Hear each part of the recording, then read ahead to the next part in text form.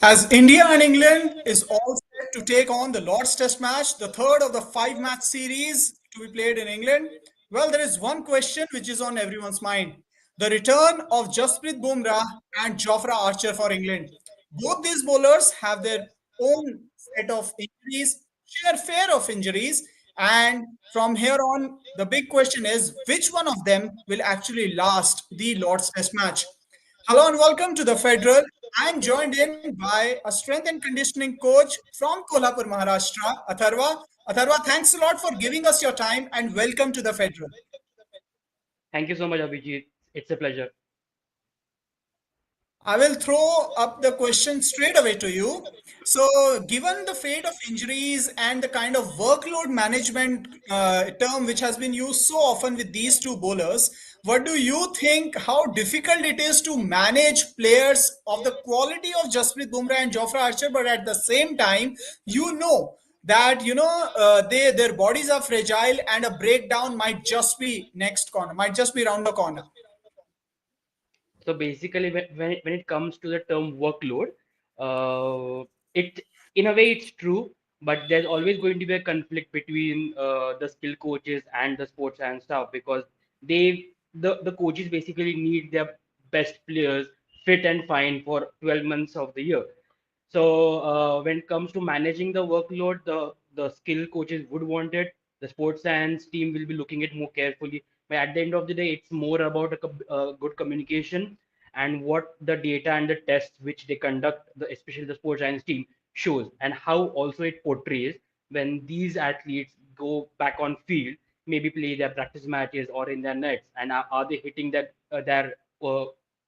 speed which they were hitting before the injury, or are they performing well enough, or are they accurate with their bowling? So this is the crucial thing when it comes between the sports science team and the skill coaches team, and then it comes about the workload management.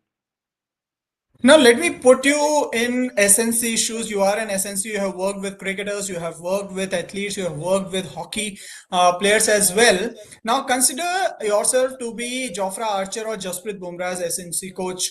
Now, how do you perform, or rather, how do you balance the performance and the preservation part for both these athletes?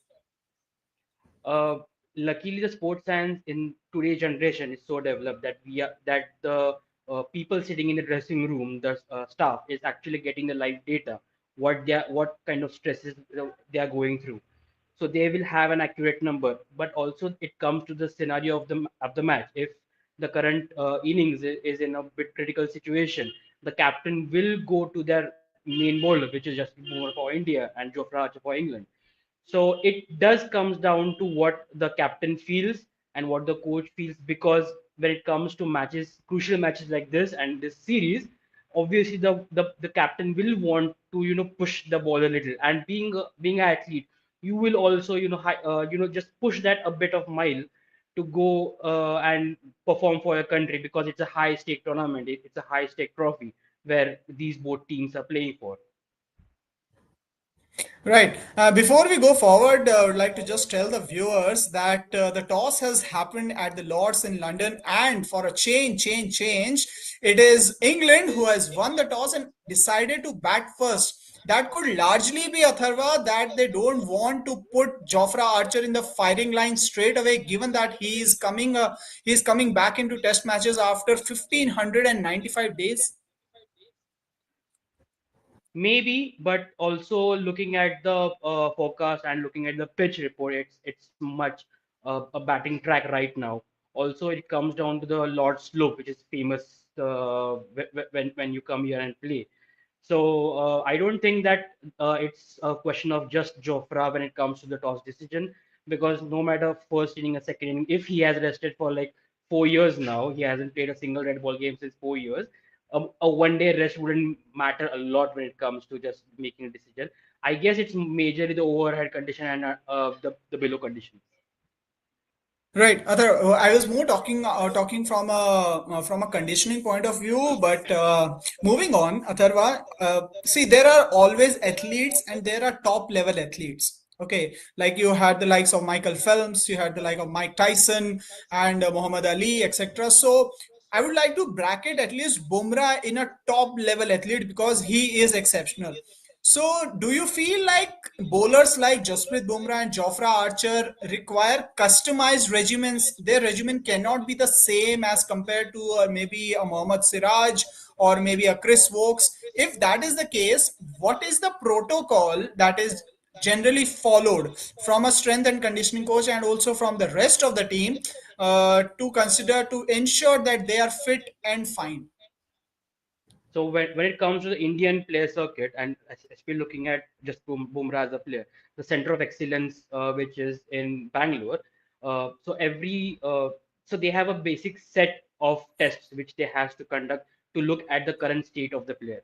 When they have the data of from that testing, then it is obviously much more important to have a customized plan from that point of view to train, because if you have such kind of athlete which has such an awkward action when you look at it and goes to a lot of stresses throughout his joints, you know that you need to take care of such athlete, and you need to be very crucial and to the point with your training as well, and looking at your beat strength training, beat conditioning training, and also with the number of deliveries, the kind of surfaces which we use during the training.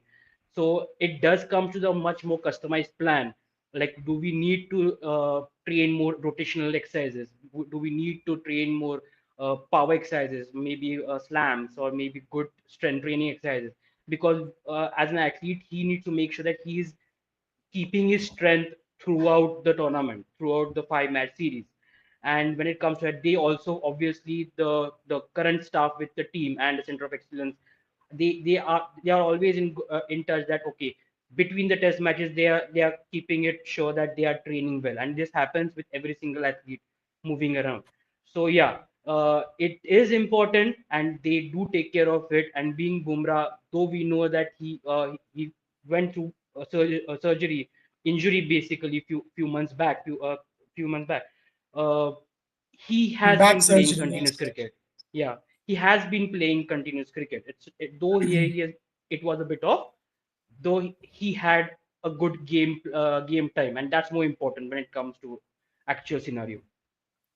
Help me understand the procedure, Atharva. Like, what is it that, what, and if you can also explain step by step that, if I am Jasprit Bumrah, I'm coming to you, what would be my recovery or a rehab process, or maybe, from a strength and conditioning point of view, if you can explain in detail.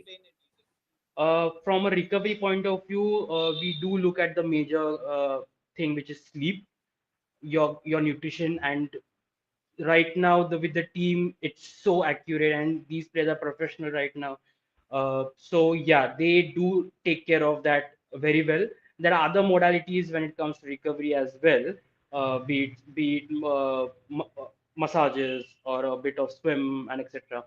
So and if we look at rehab, we know that he is prone to back injuries. So basically training around his core muscles, lower body, Mhm. upper body, all with sync with the physio, is going to be a crucial thing, crucial aspect between both the test and also during the tests as well.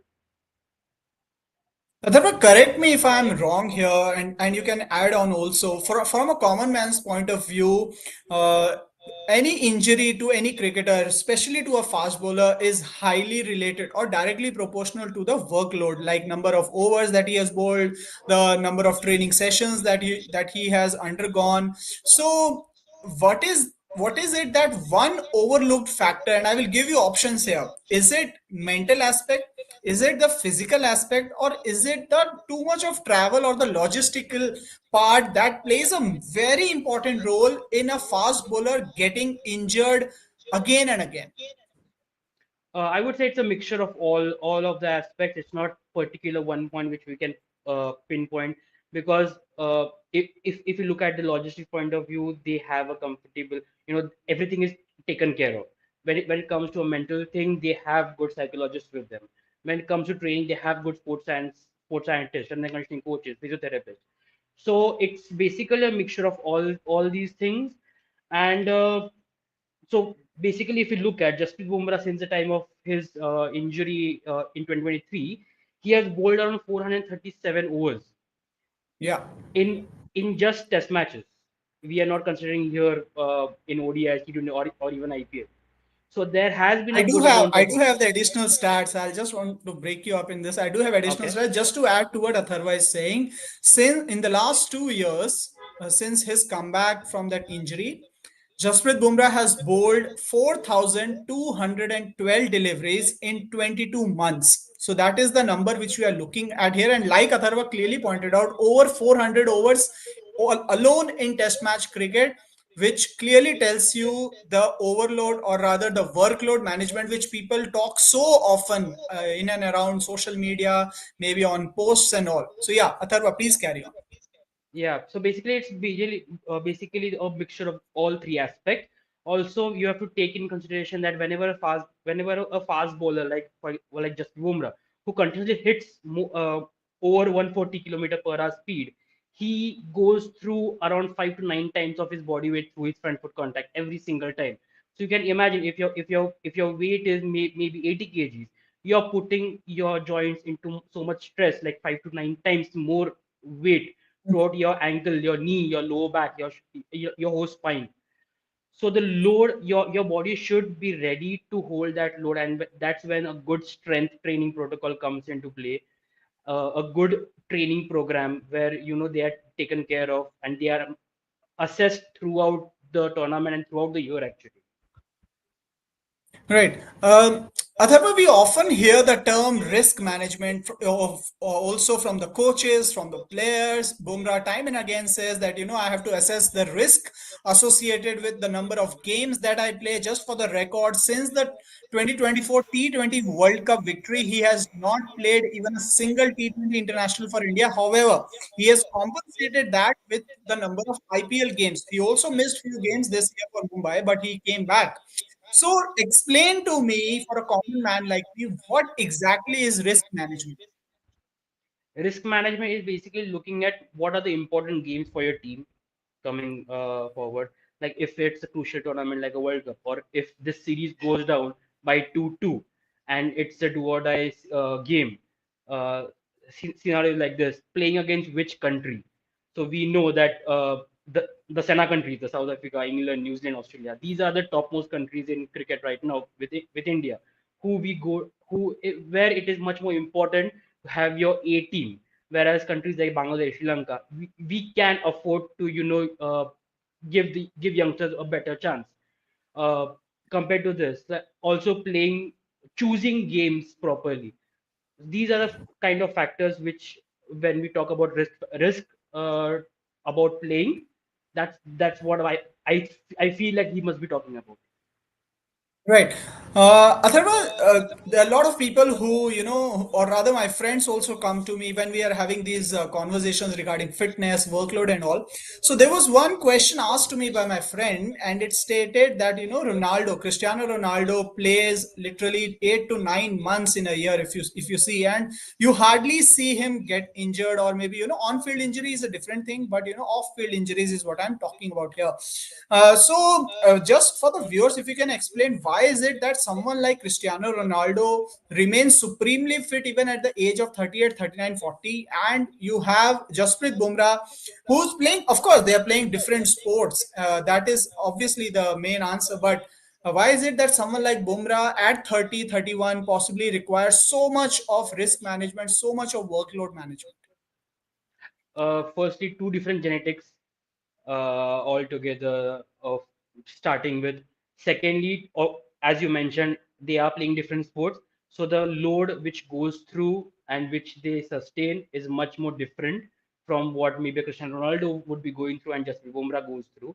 But I feel the major thing is like for a Ronaldo, he has been grown up playing the sport and doing, their diet is different, their training has been different. They Yeah. have been training for it since the childhood. That's where so there's a concept called a long-term athlete development, where foreign foreign kids, they start at early age to play different sports. That also plays a crucial aspect. Your body is adapted to go through multiple planes and play multiple sports, so your body is adapted to that. We as in India, like we are stuck to playing one sport. I'm not talking from Jasprit Bumrah point of view. I don't know him personally, but the thing is, it's a Indian mentality. It's like play one sport. If you want to play Yeah. cricket, just play cricket throughout your day. And that's the major thing when it comes to injuries happening in sports, because they are not exposed to multiple game environments, multiple planes, multiple load throughout their joints. They don't start at an early age to train to just do the athletic movements which they have to do. Right. So every sports needs is different, every body is different. And to just conclude this discussion, both Bumrah and Jofra Archer are two different individuals and they require different set of risk management and as well as the strength and the conditioning coaches. Thanks a lot, Atharva, for joining us and also giving us those beautiful insights into this beautiful game. Thank you so much. And all the 1.4 billion plus fans in India would be hoping for a very riveting contest at Lords. It is confirmed that both Jasprit Bumrah and Jofra Archer are in the playing 11 for their respective teams. This is going to be an enthralling contest, especially watching, because at one point of time, both of these bowlers were supposed to play for Mumbai Indians together, which never materialized. But now, watching both of them bowling from different ends for their respective teams, this should be one hell of a contest. Once again, thanks, Atharva, for your time. Thank you so much. Cheers.